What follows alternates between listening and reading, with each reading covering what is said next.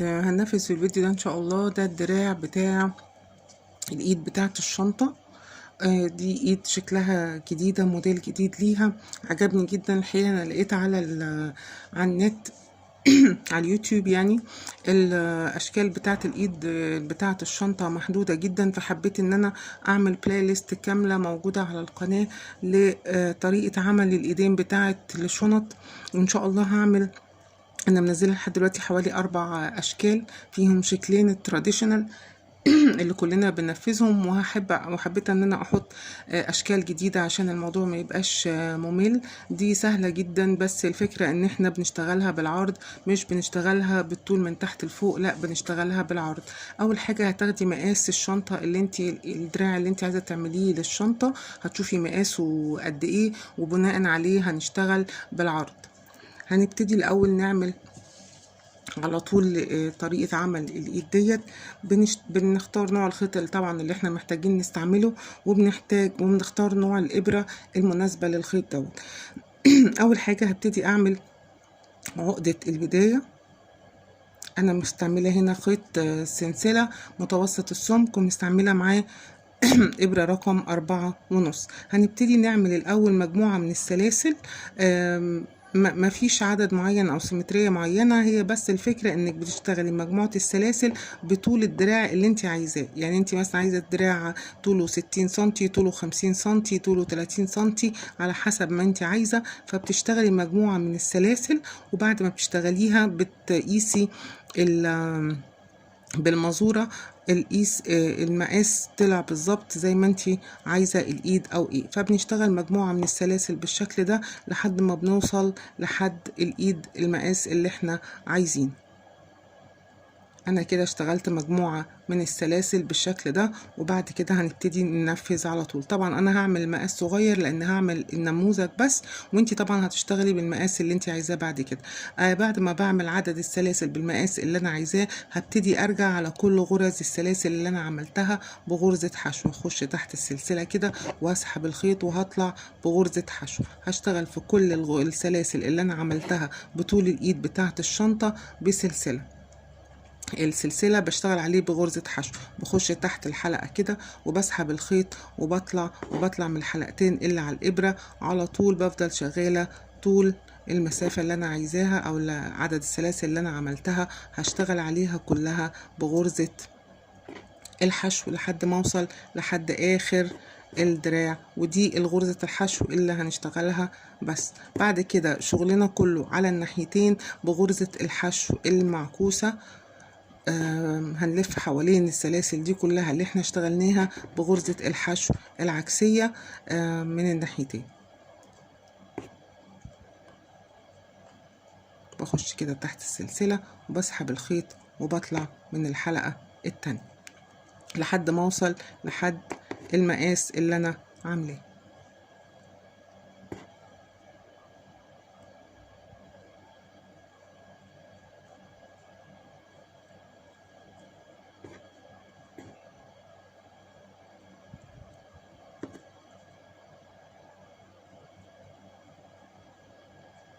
اخر غرزة سلسلة اهي هدخل فيها وهسحب الخيط وهطلع منها. ادي كده السلاسل بتاعتنا بعد ما اشتغلنا عليها كلها بغرزة الحشو. هبتدي اشتغل غرزة الحشو العكسية.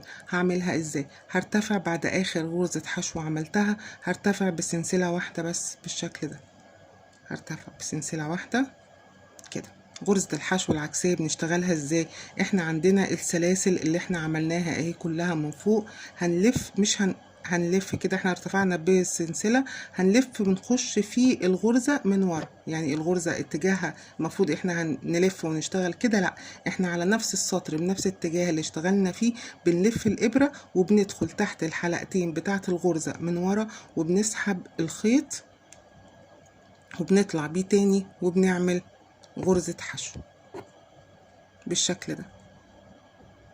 الغرزة اهي غرزة الحشو اللي قبلها، بلف الابرة وبخش في غرزة الحشو اللي قبلها اهو تحت الحلقتين، وبسحب الخيط عادي جدا كأني هعمل غرزة حشو عادية، وبسحب الخيط كده وبطلع من الحلقتين اللي على الابرة بالشكل ده اهي شكلها.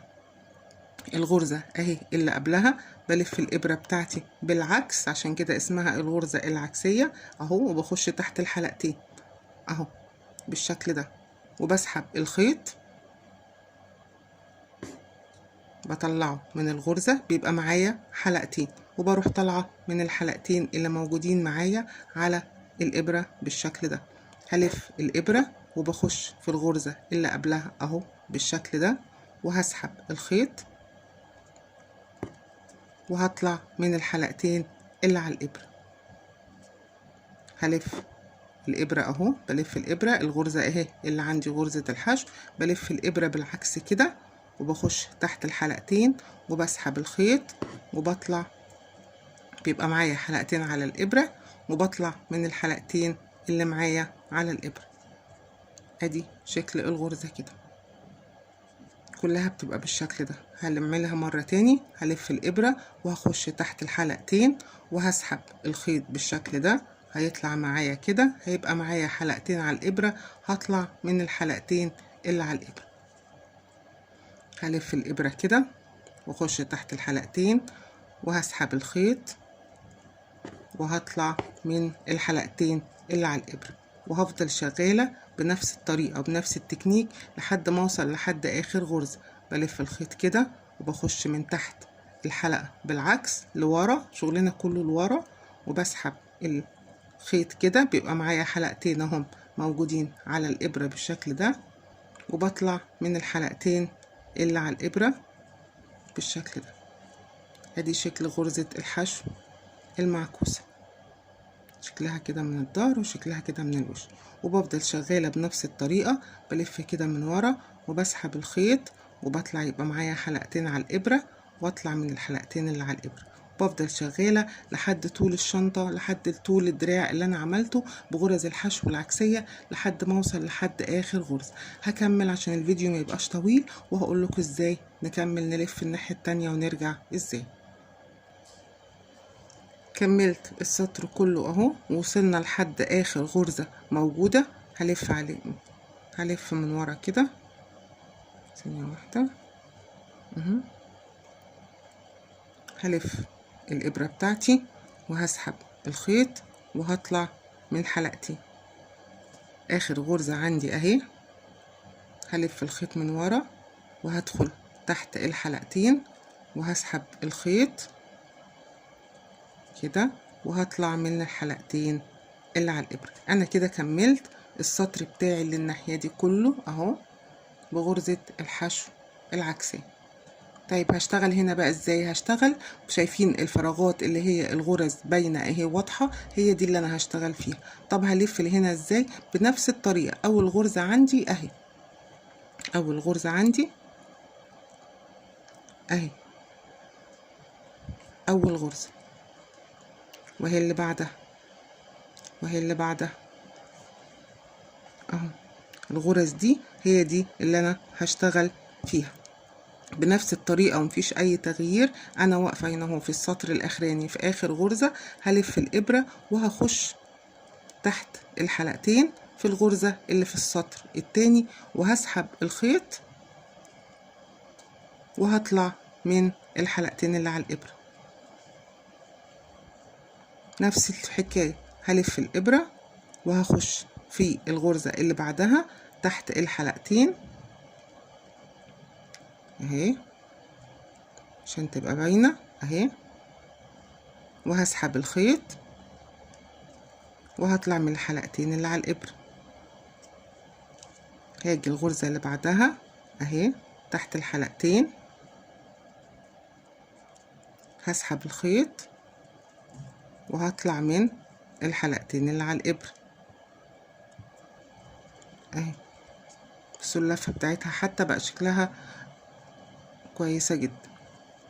هستمر بنفس الطريقة، هلف الابرة وهخش في الحلقة اللي بعدها وهسحب الخيط وهطلع من الحلقتين اللي على الابرة. هلف الابرة، بصوا الحلقات اهي باينة فراغاتها مفتوحة اهي. هلف الخيط واخش في الحلقة اللي بعدها وهسحب الخيط واطلع من الحلقة اللي على الإبرة.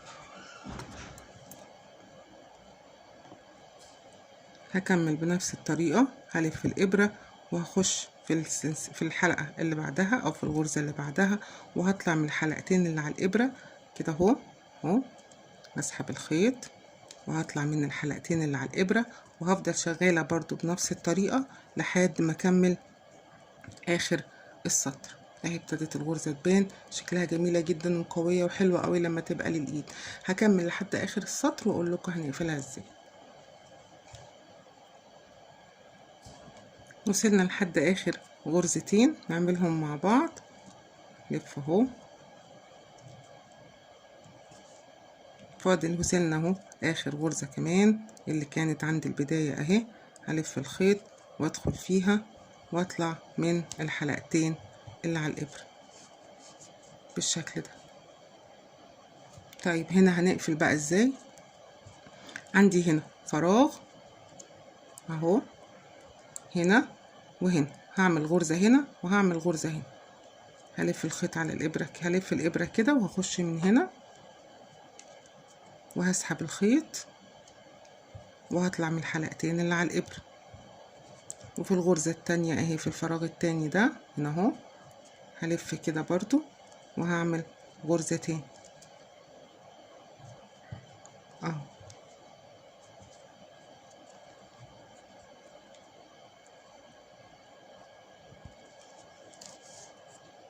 بالشكل ده.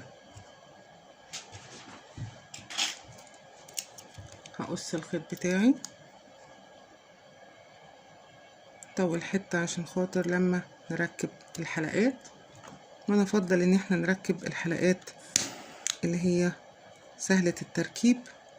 وهطلع الخيط كده وهاجي في الظهر في الغرزة الأولانية في السطر اللي قبله وهسحب الخيط بتاعي بالشكل ده.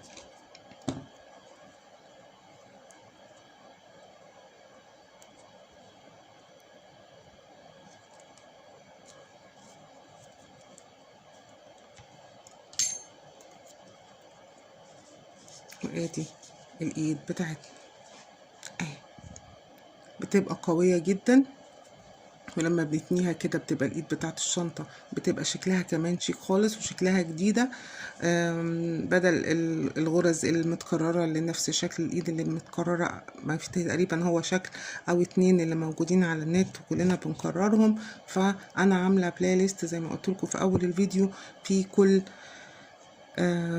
في اشكال جديدة للايد بتاعة الشنطة، ده شكلها من قدام وده شكلها من ورا، ومن الناحيتين نركب لها بقى الحلقات بالشكل اللي احنا عايزينه. عايزة تركبي حلقات كبيرة، عايزة تركبي حلقات صغيرة، بيبقى شكلها شيك وبتبقى قوية. ودي هنا ده في خيط السلسلة وهنا في خيط المكرمية، وطبعا سمكتها مختلفة على حسب نوع الخيط اللي احنا مستعملينه. ايد شنطة شكله شيك جدا وسهل التنفيذ وسريع، سواء يعني حركة الغرزة العكسية دي بتبقى محتاجة بس ايه ظبطة الايد معاها، وبيبقى شكلها كده، فبتبقى شكلها لطيفة جدا. وده كان التطبيق بتاع الايد بتاعت الشنطة النهارده. طبقوا واتبسطوا بشغلكم، ولو في اي كومنت سيبوهولي في التعليقات وانا هرد عليكم.